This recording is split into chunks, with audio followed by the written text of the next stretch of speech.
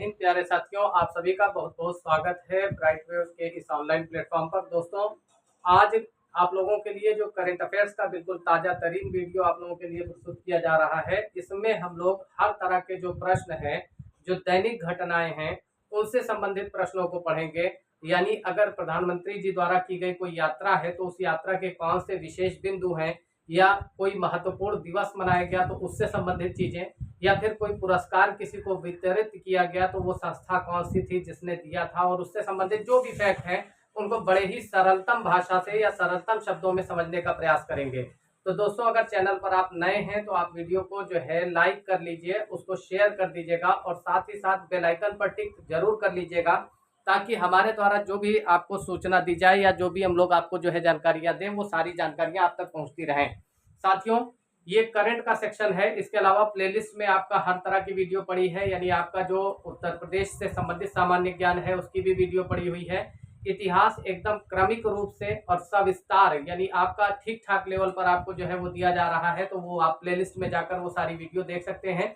इसके अलावा online course की जानकारी मैं रोज देता हूं आप लोगों को। अगर कोई बच्चा ऐसा है जो तैयारी करना चाह रहा है और पीसीएस की परीक्षा देना चाह रहा है, तो वो हमारे इस चैनल पर आ सकता है और साथ ही साथ हमारे साथ ऑनलाइन जो पेड क्लास चल रही है उसको भी ज्वाइन कर सकता है। चलिए, तो आज की वीडियो को शुरू करते हैं साथियों। देखिए, सबसे पहले आप लोग एक चीज का याद रखेंगे, एक विशेष बात यहाँ पर ध्यान रखेंगे कि अगर कभी भी आपसे कहता है कि सुभद्रा योजना, ठीक है, देखिए आपके सामने एक योजना आ रही है जिसको क्या कहते हैं, सुभद्रा। सुभद्रा योजना किस राज्य से संबंधित है? तो पहला जो प्रश्न है वो ये है कि सुभद्रा योजना जो है वो किस राज्य से संबंधित है। अगर आपको उत्तर पता है तो आप लोग कमेंट बॉक्स में जरूर बताइएगा, जिससे ये पता चलता रहे कि बच्चे जो है वो कितना तैयारी कर चुके हैं। ठीक है, देखिए सुभद्रा योजना जो है ये उड़ीसा सरकार की योजना है। अगर कभी भी कहता है किस सरकार की योजना है तो उड़ीसा सरकार की। और ये भी याद रखना, अब बात चूंकि उड़ीसा की हो रही है तो उड़ीसा को हम लोग क्या कहते हैं, उड़ीसा में एक मंदिर है जिसको हम सूर्य मंदिर कहते हैं। कौन सा है? सूर्य मंदिर। ठीक है, और ये कोणार्क में स्थित है। कहाँ पर? उड़ीसा में। कहाँ पर स्थित है? तो कोणार्क नामक स्थान पर। और जो कोणार्क है इसे एक नाम दिया जाता है ब्लैक पैगोड़ा। क्या कहते हैं दोस्तों? तो ब्लैक पैगोड़ा। क्या कहते हैं? Black pagoda. तो इस चीज को याद रखिएगा कि ब्लैक पैगोड़ा के नाम से किस स्थान को जाना जाता है, तो वो उड़ीसा को। उड़ीसा जिसकी राजधानी जो है वो क्या है दोस्तों, वो है भुवनेश्वर। क्या हो जाएगी? भुवनेश्वर। ठीक है, तो इस चीज को याद रखिएगा कि उड़ीसा राज्य की राजधानी क्या हो गई, तो भुवनेश्वर जो है वहां की राजधानी है। इसके अलावा आपको और एक चीज याद रखना है कि जो उड़ीसा है या जो उड़ीसा है वहां की जो सबसे बड़ी नदी है वो कहलाती है महानदी। कौन सी नदी हो जाएगी? महानदी। और जो महानदी है वो किस राज्य में स्थित है दोस्तों, तो ये जो है उड़ीसा राज्य में स्थित है। उड़ीसा की सबसे बड़ी नदी है। और किस पहाड़ी से निकलती है, तो सिंघावा नामक पहाड़ी से। कहां से निकलती है? सिंघावा नामक पहाड़ी से।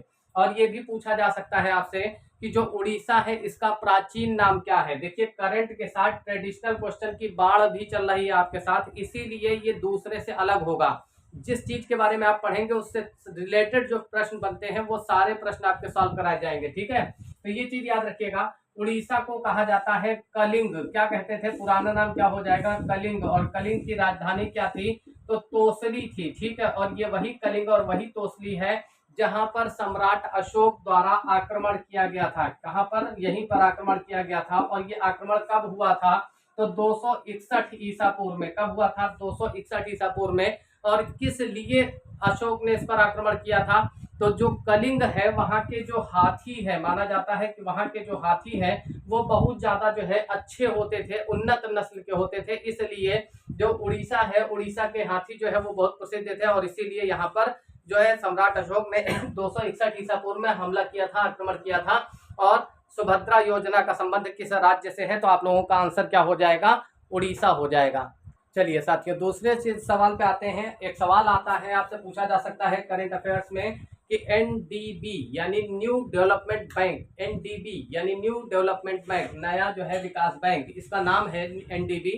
तो इस बैंक में जुड़ने वाला जो सबसे नया सदस्य कौन सा है, या कौन सा ऐसा सदस्य देश है? इसमें जो है हम लोग पार्टिसिपेट नहीं करते हैं, अलग अलग देश के राष्ट्राध्यक्ष और जो वहाँ की वित्तीय संस्थाएं हैं वो इससे जुड़ती हैं। तो एनडीबी एक बैंक है, इसको याद रखिएगा। इसका फुल फॉर्म क्या है? तो न्यू डेवलपमेंट बैंक।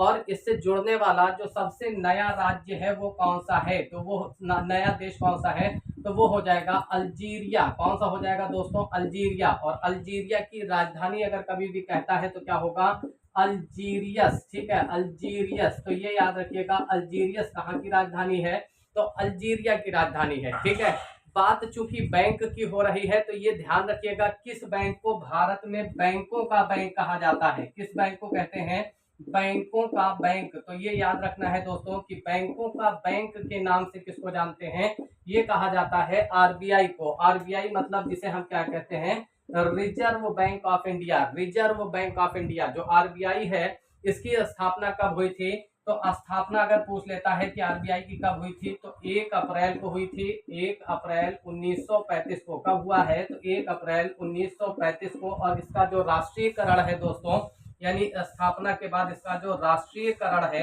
वो कब किया गया है, तो याद रखिएगा साथियों कि राष्ट्रीयकरण जो है 1 जनवरी 1949 को। किसका हुआ है, तो 1 जनवरी 1949 को। इसको भी आप लोग याद रखेंगे।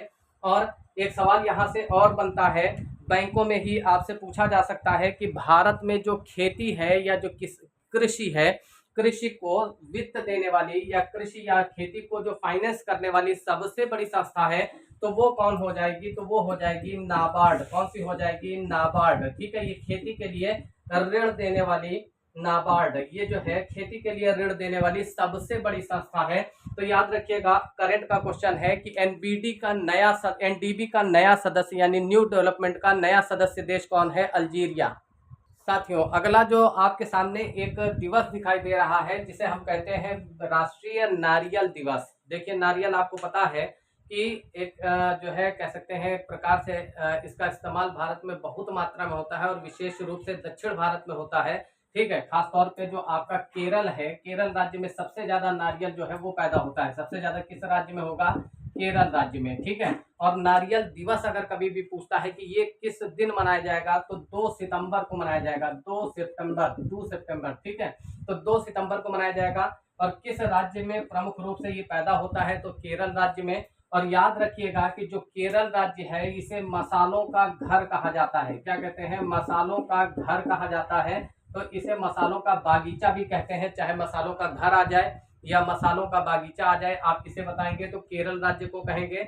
और ये ध्यान रखना है साथियों कि मसालों का कभी भी कहता है कि किसे राजा कहा जाएगा, तो ये ध्यान रखना है दोस्तों कि जो राजा है ना, ये हमेशा काला काला होता है। ठीक है, राजा कैसा होगा, हमेशा काले रंग का होगा।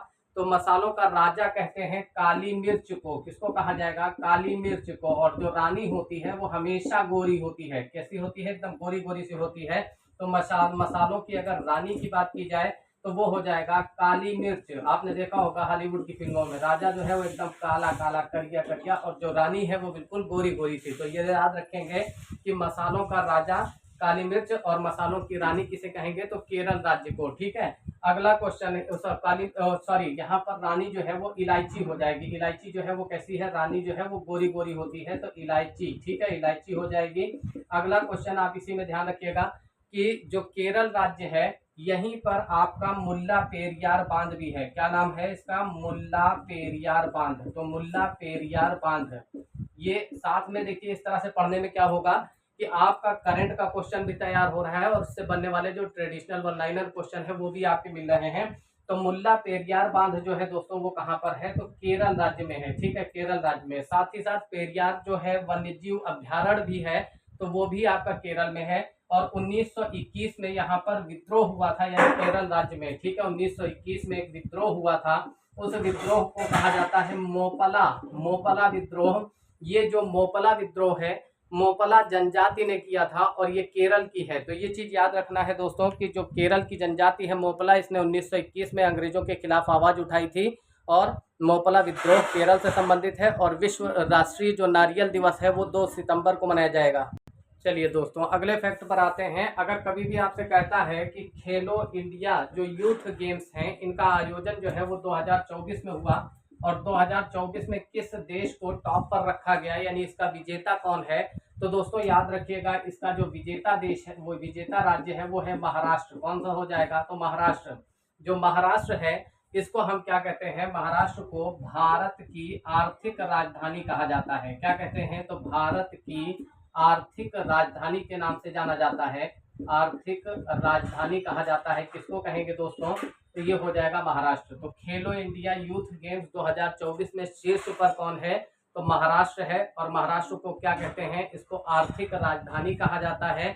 और एक परमाणु ऊर्जा केंद्र है जिसको हम तारापुर के नाम से जानते हैं। जो तारापुर ऊर्जा केंद्र है या परमाणु ऊर्जा संयंत्र है, ये महाराष्ट्र में है। इसके अलावा महाराष्ट्र की जो राजधानी है वो क्या है, मुंबई हो जाएगी। कौन सी है, मुंबई हो जाएगी।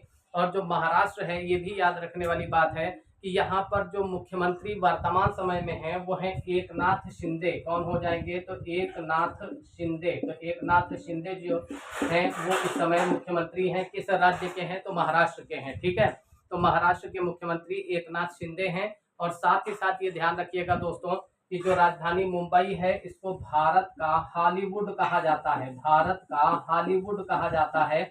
और इसे क्या कहते हैं, 7 टापुओं का नगर भी कहा जाता है। तो 7 टापुओं का नगर जो है, कभी भी आपसे पूछता है कि किसको कहा जाएगा, तो 7 टापुओं का नगर जो है वो कौन हो जाएगा, मुंबई हो जाएगा। इनको याद रखिएगा दोस्तों। यहाँ के जो राज्यपाल हैं वो CP राधाकृष्णन हैं। अगले क्वेश्चन पर आते हैं। देखिए 58वां जो ज्ञानपीठ पुरस्कार है, ज्ञानपीठ आपको पता है कि बड़ा ही प्रतिष्ठित सम्मान माना जाता है। और 58वें नंबर का जो 2024 में बांटे गए हैं, यानी वर्ष 2024 में जो दिए गए हैं वो किसको दिए गए हैं, तो ये 2 लोगों को प्राप्त हुआ है। जिनमें से एक है गीतकार जिनका नाम है गुलजार। क्या नाम है, तो गुलजार को मिला है। और दूसरे हैं जिन्हें कहा जाता है जगत गुरु राम भद्राचार्य। कौन कौन हो जाएंगे, तो जगत गुरु राम भद्राचार्य। तो राम भद्राचार्य जी जो है इनको दिया गया है भद्राचार्य। ठीक है, भद्राचार्य। ठीक है, तो जगत गुरु राम भद्राचार्य जी को ये मिला है। और दूसरा किसे मिला है, गुलजार को मिला है। याद रखिएगा कि ज्ञानपीठ बड़ा ही पुराना सम्मान है, बड़ा ही पुराना पुरस्कार है। और सबसे पहले जो दिया गया था, यानी प्रथम ज्ञानपीठ की अगर हम बात करें, ज्ञानपीठ पुरस्कार साहित्य के क्षेत्र में दिया जाता है। और पहला जो है वो कब दिया गया, तो 1965 में जी दिया गया था। और किसको, तो ये जी शंकर कुरूप, इनका पूरा क्या नाम है, जी शंकर कुरूप, इनको दिया गया है। जो जी शंकर कुरूप जी हैं, ये मलयालम के कवि थे। किस भाषा से संबंधित थे, तो मलयालम। मलयालम कहाँ की लैंग्वेज है, जल्दी से कमेंट में बताइएगा। तो मलयालम जो है वो वैसे आपको बता देते हैं कि ये केरल राज्य की है। तो जी शंकर कुरूप को मिला था। इनकी एक रचना थी, किताब थी, जिसका नाम था आडा गुजाई। क्या नाम था, आडा गुजाई। तो ये याद रखिएगा कि आडा गुजाई जो है, इस रचना के लिए इनको ये पुरस्कार दिया गया था। ठीक है, अब अगर आपसे क्वेश्चन करता है कि सबसे पहले हिंदी में किसको दिया गया, पहला जो हिंदी का पुरस्कार है, पहला हिंदी का जो ज्ञानपीठ है वो किसे दिया गया था, तो याद रखिएगा सुमित्रा नंदन पंत। कब किसको दिया गया है, सुमित्रा नंदन पंत। सुमित्रा नंदन पंत जो है इनको प्राप्त हुआ है। और किस वर्ष में, तो 1968 में। इनकी एक रचना है जिसका नाम है चिदम्बरा। कौन सी हो जाएगी, चिदम्बरा। तो चिदम्बरा जो है वो किसकी रचना है, ये है ज्ञानपीठ पुरस्कार प्राप्त करता हिंदी भाषा में वो सुमित्रा नंदन पंत। इसके अलावा एक और किताब आपको बता देते हैं लगे हाथ। देखिए जो 1970 में बांटा गया, जिसको उर्दू का पहला जो है, उर्दू का पहला जो ज्ञानपीठ पुरस्कार है वो किसे मिला था, तो उर्दू के एक शायर थे जिनका नाम है, गोरखपुर के थे, इनका नाम है फिराक गोरखपुरी। क्या नाम है, फिराक गोरखपुरी। देखिए यहाँ पर जो है आपको परंपरागत प्रश्न भी मिल जा रहे हैं और साथ साथ जो करंट इवेंट है, जो करंट की घटनाएं हैं वो भी। और दिमाग पर बोझ बिल्कुल नहीं बनेगा कि यार हम करंट पढ़ रहे हैं। अक्सर क्या होता है कि करंट पढ़ते समय लड़का जो है वो सो जाता है। तो आपको ये याद रखना है कि 2024 में 2 लोगों को मिला है। सिंपल सा क्वेश्चन है। और उसके बाद यहाँ पर ये डिटेल से आपको यहाँ पर उसके बारे में बता दिया जा रहा है। तो वो चीजें आपको बहुत आसानी से तैयार हो जाएंगी। ठीक है, अपेक्षाकृत खाली करंट अब रोज आपको दाल चावल खिलाया जाए तो आप जो है परेशान हो जाएंगे। और ये एक ऐसा माध्यम है जिससे आप करंट भी तैयार कर लेंगे और साथ में जो ट्रेडिशनल जीएस है, लगातार वीडियो आप लोगों के पास जाती रहेगी। बस अपना स्नेह, अपना जो है आशीर्वाद, अपना प्यार आप लोगों को देना है। तो फिराक गोरखपुरी जो है, इनको जिस पुस्तक के लिए ये सम्मान दिया गया है उसको हम लोग कहते हैं गुल ए नगमा। गुल ए नगमा। ठीक है, इस चीज को याद रखिएगा कि गुल ए नगमा जो है ये उर्दू की रचना है। किसकी है, फिराक गोरखपुरी की। और इन्होंने क्या किया है, इन्हें ज्ञानपीठ पुरस्कार दिया गया है। जल्दी से आप लोग देख लीजिए। देखिए एक बढ़िया सवाल आप लोगों के सामने है। अगर कभी भी कहता है कि विश्व शांति सूचकांक, या इसी को हम लोग इंग्लिश में कहते हैं वर्ल्ड पीस इंडेक्स, जो वर्ल्ड पीस इंडेक्स है दोस्तों, या विश्व शांति पुरस्कार है, या विश्व शांति सम्मान है, ये ध्यान रखना है दोस्तों कि ये जो है विभिन्न देशों में शांति की क्या स्थिति है उसको जो है दर्शाता है। जैसे दुनिया में सबसे ज्यादा अशांत देश जो है वो सीरिया को माना गया, फिर उसके बाद अब वही स्थिति आपका जो है धीरे धीरे करके अलग अलग जगहों पर, जैसे यूक्रेन में हो रही युद्ध वगैरह के कारण क्या है कि भयंकर जो है मारकाट मची हुई है, तो लोग अशांत हैं, वहां पर परेशान हैं। ठीक है, तो ये अलग अलग देशों की स्थिति को देखता है कि कहाँ के लोग कितना पीसफुल हैं, कितना शांतिपूर्ण तरीके से अच्छा जीवन व्यतीत कर रहे हैं या शांत स्वभाव के हैं।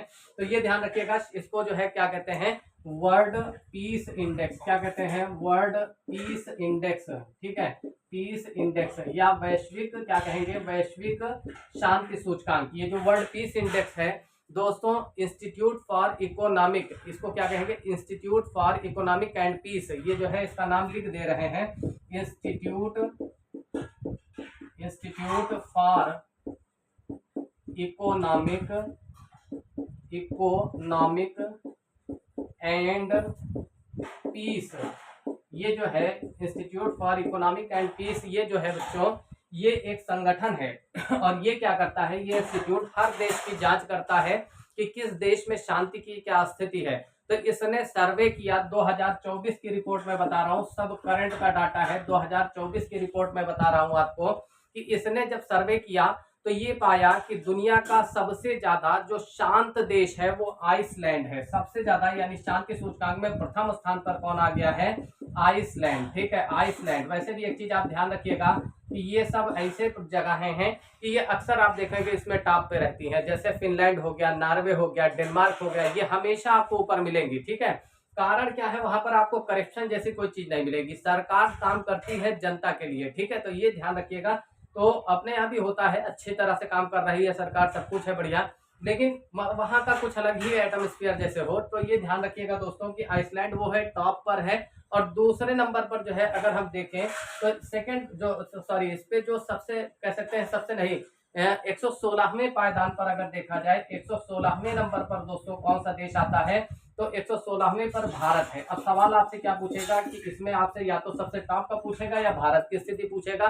ठीक है, या एक सवाल पूछ सकता है कि भाई सबसे लास्ट में कौन है। तो वो सारी चीजें आप लोग ध्यान में रखिएगा, सारे फैक्ट को, क्योंकि आपके लिए सब बहुत कीमती है और सिलेक्टेड क्वेश्चन यहाँ पर आप लोगों के लिए रख रहे हैं। साथियों, अगला जो क्वेश्चन है आप लोगों का वो असम से है। देखिए असम में एक चीज आप लोग याद रखेंगे, असम में एक विशेष प्रकार का हम कह सकते हैं एक नींबू पाया जाता है जिसको कहा जाता है काजी नींबू। क्या कहते हैं दोस्तों, काजी। तो जैसे काजी साहब होते हैं ना, उस तरह से काजी नींबू। ठीक है, ये जो काजी नींबू है इसको वहां का राजकीय जो है फल घोषित किया गया है। ठीक है, हर राज्य का कुछ न कुछ अपना जो है साइन होता है, तो इसको क्या किया गया है, राजकीय फल घोषित किया गया है। इस चीज को आप लोग याद रखेंगे। ठीक है, अब ये नींबू का वैसे तो जन्म स्थान अगर कभी भी पूछा जाए कि जो नींबू का फल है इसका जन्म स्थान क्या होता है, जन्म स्थान का मतलब उत्पत्ति स्थल। सबसे पहले दुनिया में नींबू कहाँ पर आया, तो दुनिया में सबसे पहले नींबू जो है वो चीन में पैदा हुआ था। यानी ये नींबू जो है वो कह सकते हैं कि इसका उद्भव स्थल या उत्पत्ति केंद्र जो है वो क्या है, तो चीन हो जाएगा। और ये याद रखिएगा, नींबू जो है इसका पीएच मान 2.2 से 2.4 होता है। तो कैसा होता है, 2.2 से 2.4 होता है। और पीएच मान क्या होता है, कितना पीएच मान बताया है, 2.2 से 2.4। तो ये ध्यान रखने वाली बात है कि नींबू कैसा होता है, ये हल्का सा अम्लीय नेचर का होता है। कैसा होता है, अम्लीय, यानी ये हल्का सा क्या, ठीक ठाक अम्लीय होता है। अम्लीय का मतलब क्या होता है, इसका जो टेस्ट होता है वो कैसा होता है, खट्टा होता है। ठीक है, तो ये चीज आप लोग याद रखेंगे कि नींबू का जन्म स्थान चीन हो जाएगा, इसका पीएच मान 2.2 से 2.4 होता है। देखिए अगला क्वेश्चन है माटुंगा से। माटुंगा है क्या, तो माटुंगा जो है दोस्तों एक प्रकार का रेलवे स्टेशन है। ये क्या है, रेलवे स्टेशन, और भारत का पहला महिला रेलवे स्टेशन है, यानी पूरी तरह से ये महिलाओं के हाथ में है। तो भारत का पहला जो महिला रेलवे स्टेशन है उसका क्या नाम है, रेलवे स्टेशन ये है आपका माटुंगा स्टेशन। और ये कहाँ पर है, तो दोस्तों याद रखिएगा ये है महाराष्ट्र राज्य में। कहाँ पर है, महाराष्ट्र में। महाराष्ट्र के इस स्टेशन पर जब आप जाओगे तो नीचे से ऊपर तक हर तरह के जो पदाधिकारी और जो कर्मचारी मिलेंगे सब महिलाएं मिलेंगी आपको। ठीक है, तो इसके अलावा एक चीज और ध्यान रखिएगा, महाराष्ट्र राज्य की जो सर्वोच्च चोटी है उसका नाम है कलसूबाई। क्या हो जाएगा? तो कलसूबाई हो जाएगा। ये महाराष्ट्र की सबसे ऊंची चोटी है, ठीक है। अब अगर इसी तरह से जैसे बहुत सारे राज्य हैं, गुजरात की है गिरनार, गिरनार हो जाएगी।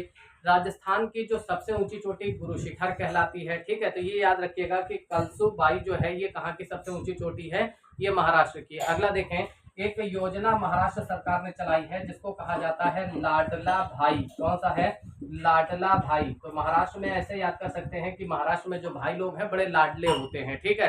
तो ये चीज याद रखिएगा कि ये महाराष्ट्र की है, ठीक है।